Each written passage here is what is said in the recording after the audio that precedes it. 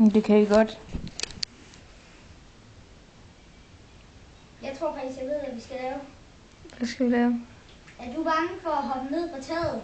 Der. Så skal du bare hoppe ned, ikke? Så lige før du lander, skal jeg trykke start. Så skal det skal jo bare se sjovt ud. Så skal du ligge fladt ned på jorden bagefter. Og så skal jeg bare filme igen, så skal du bare ligge stille. Så du bare... Skal jeg hoppe fra taget og lande på maven?